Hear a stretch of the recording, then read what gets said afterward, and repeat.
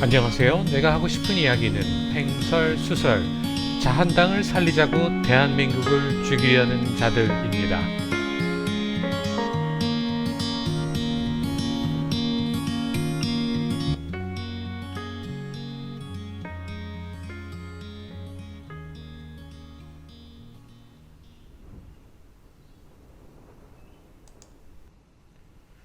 오늘의 배경화면은 인도네시아 발리 바닷가입니다. 물론 저는 발리는 물론이고 인도네시아에도 가본 적은 없습니다.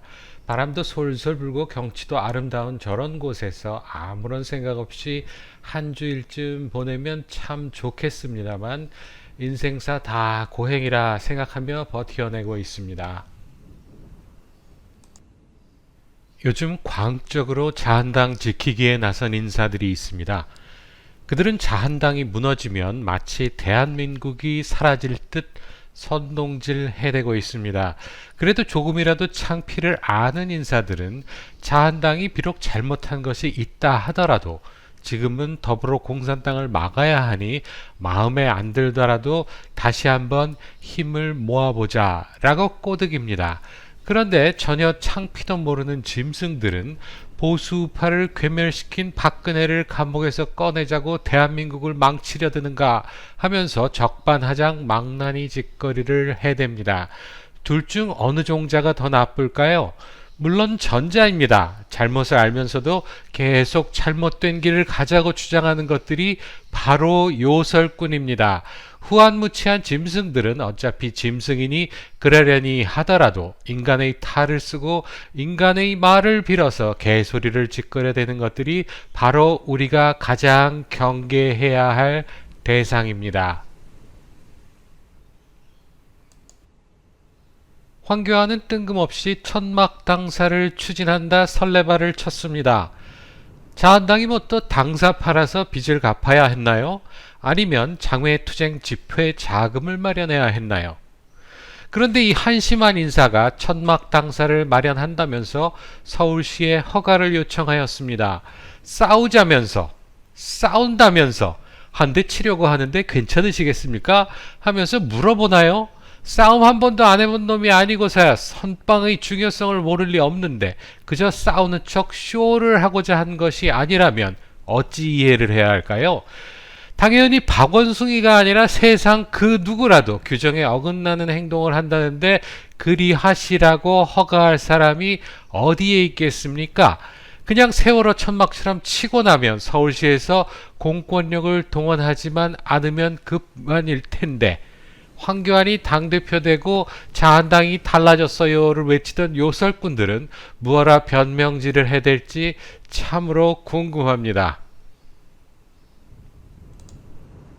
박근혜 대통령 집권 시 철도공사 개혁을 위하여 힘쓰던 최연해 사장을 기억하시나요? 열심히 애써서 드디어 개혁이 이루어진다면서 기뻐하던 바로 그 순간에 김무성이 끼어들어서 애써 마련한 개혁안은 걷어차버리고 엉터리 합의를 이끌어냈던 사건이 또다시 재현되고 있다는 데자뷰가 보입니다. 문재인 정부가 스스로 발등을 찍어대서 위기가 닥칠 때마다 자한당 떨거지들이 앞장서서 싸울 듯 달려가서는 은근슬쩍 면죄부를 내어주어 그 위기를 극복하게 만들어주는 꼬라지를 우리는 벌써 많이 보았습니다. 사실상 이번 패스트트랙에 올라간 법안들은 아무것도 아닙니다. 뭐 연동형 비례대표제를 한다고 하더라도 국민들이 정신 차리고 표를 주지 않는다면 종북 좌파놈들이 영구 집권할 수 없고 공수처법이 통과된다 하더라도 사법부가 제 기능을 한다면 하등 문제가 되지를 않습니다. 검찰과 경찰의 수사권 싸움은 해묵은 것으로 어차피 선량한 국민들에게는 상관이 없는 일일 수도 있습니다. 그런데 자한당 것들은 저런 별것도 아닌 지엽적인 것에 투쟁하는 척하고 나서서 불쌍한 보수 우파들의 눈과 귀를 가리고 있습니다. 현재 대한민국에서 가장 위험한 것은 그따위 사소한 법안이 아닙니다. 찌라시 쪼가리로 한 탄핵 소추를 인용한 헌법재판소가 문제이며 법에도 없는 죄목으로 30년형을 때려내는 법원이 문제입니다. 자유민주주의 사회의 기본이라 할 수 있는 법치주의에서 위법 유불을 판단하는 최후의 보루인 사법부가 종북 좌파들에게 넘어가 버린 것이 가장 뼈아픈 일입니다. 그런데 자한당은 대법관 임명 때 어찌했던가요? 대한민국을 지키기 위해 싸우겠다는 그 입으로만 보수 우파인 척하는 그들은 이미선을 헌법재판관에 임명할 때 무엇을 하였던가요? 법에 없어도 종북 좌파 검사가 멋대로 기소를 하고, 법에 없어도 종북 좌파 판사가 멋대로 판결을 하고, 법에 없어도 종북 좌파 헌법재판관이 멋대로 합헌이라 판결하는 그런 나라에서 그깟 법안들이 무슨 의미가 있겠습니까? 보수우파 원로라 알려져 있는 사이비 보수우파의 요설가 원조 조갑제가 지난 대선 때 한 망언을 기억하십니까? 문재양을 막아야 하는데 홍준표로는 역부족인 듯하니 안철수를 밀어주자 했던 것에 동의한 것들도 아마 있었을 것입니다. 뭐 안철수를 밀어주자는데 동의한 보수우파 국민들은 별로 없었다고요? 홍준표는 24%를 얻었고 안철수는 21%를 받았습니다. 안철수가 받았던 21%가 다 좌파나 중도들의 표였을까요? 문재양이는 41%를 받았습니다. 그가 박근혜 대통령과 경쟁하던 때 받았던 득표율이 48%였습니다. 불과 7%만 줄었습니다.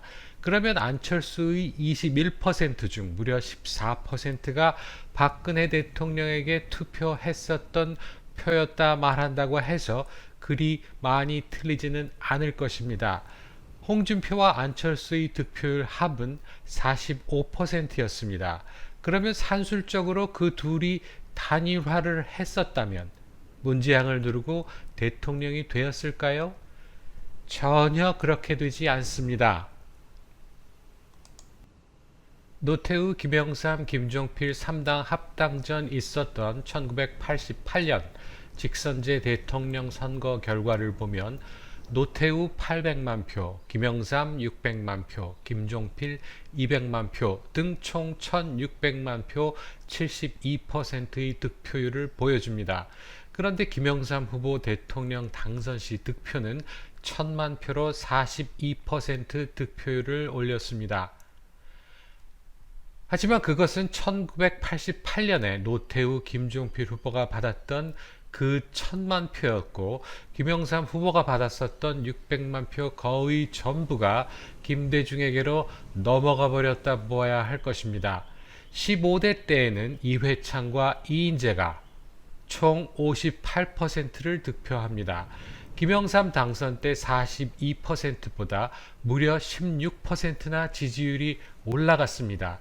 그런데 억울하게도 이인재는 보수우파를 분열시켰다면서 아직도 욕을 처먹고 있습니다.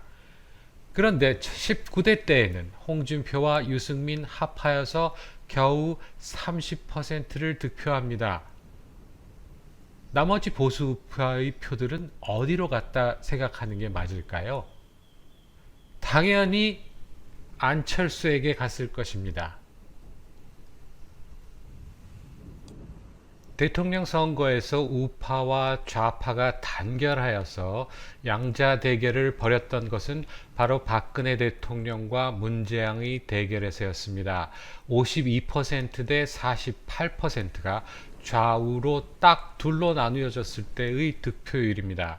그런데 지난 대선에서 다자 대결의 양상이 벌어졌을 때 범우파라 볼 수 있는 홍준표와 유승민은 불과 30%를 얻었지만 범좌파라 볼 수 있는 문재양, 안철수, 심상정은 68%를 얻었습니다. 신기하지 않은가요? 모두가 뭉쳐야 이긴다고 떠들어대고 있는데 뭉치면 고작 48%가 셋으로 나뉘니까 68%가 되어버리는 기적을 이루어냅니다. 진정 기적일까요? 현대 사회에서 유권자들의 입맛은 다양해졌습니다. 그에 맞추어서 좌파들은 중도 좌파, 좌파, 극좌파 등으로 메뉴를 세분화하여서 고객들에게 다양한 선택 권한을 준 반면에 우파는 그저 두루뭉실 우파인 듯 우파 아닌 우파라는 식상한 메뉴 하나로 버텼기 때문에 손님들이 떠나가 버린 것입니다. 좌파들은 분열할수록 전체 지지율이 올라간다는 것을 깨달았습니다. 그래서 그들은 연동형 비례대표제를 들고 나왔습니다. 그런데 아무것도 모르고 내각제라는 미끼에 홀려서 홀딱 동의 서명을 한 나경원이는 머릿속에 무엇이 있는지 한번 들여다보고 싶습니다. 아무튼 연동형 비례대표제의 통과는 거의 기정사실입니다. 보수파의 탈을 쓰고는 있지만 좌파와 더 가까운 바미당도 동조를 하고 있는 현실에서 그들의 득표율 총 합계는 무려 74%가 되어버립니다. 그런데 자한당은 아직도 통합, 단결 타령을 하고 자빠졌습니다. 지금 태극기 애국 국민들은 자한당에 탄찬 국회년놈들이 있으니 절대로 못 찍는다 하고 있고, 일부 극성 사이비 보수 우파들은 자한당에 친박 국회년놈들이 있으니 절대로 못 찍는다 하고 있는데, 그 두 집단을 합쳐야 득표율이 올라갈지 분열을 하여야 올라갈지는 3살짜리도 알 수 있지 않을까요? 뭉쳐야 산다고 주장하는 것들이 원하는 것은 단 한 가지입니다. 그저 태극기 애국 국민들의 표만 필요한 것입니다. 민주당과 대적하여 싸워야 하니까 더럽고 치사하고 안 입고 와도 대한민국을 위해서 마지못해 던지는 그 피 같은 표를 받아 처먹으려고 하고 있는 것입니다. 그러면 그 표만으로 그들이 민주당을 이길 수 있을까요? 택도 없는 소리라는 것은 이미 앞에서 다 설명했습니다. 그러면 그들이 원하는 것은 무엇일까요? 보수파 콘크리트 지지층들의 표나 빨면서 천년만년 야당을 해쳐먹겠다는 수작입니다. 말로는 민주당으로부터 대한민국을 구하기 위하여 정권을 찾아와야 한다는 것들이 전혀 정권 탈환과는 관계없는 일에 온 정성을 쏟고 있습니다. 그런 쓰레기들로 가득 찬 자한당이 보수파 제1당을 계속 유지한다면 대한민국의 죽음은 생각보다 훨씬 더 빨리 다가올 수도 있을 것입니다.